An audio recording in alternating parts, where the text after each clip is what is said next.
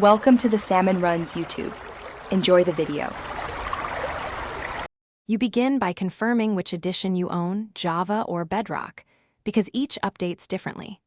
Back up your worlds now by copying your saves folder or enabling Cloud Sync. Once done, you won't lose progress if something fails. Next, update the Minecraft launcher first so it can download the newest game files.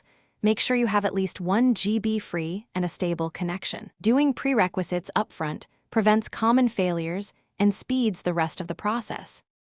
Once the launcher is ready, select the correct profile and press play. The client will download patches automatically.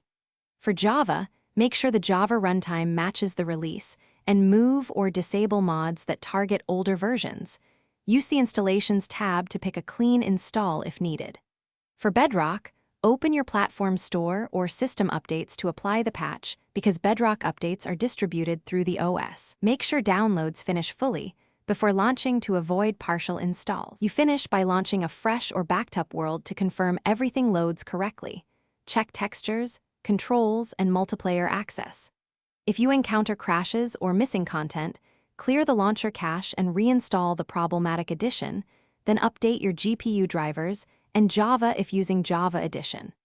Make sure to keep your backups and record the Minecraft version and mod versions so you can match servers and mods later. This saves time and prevents recurring compatibility problems. Thanks for watching. Consider subscribing if we helped you.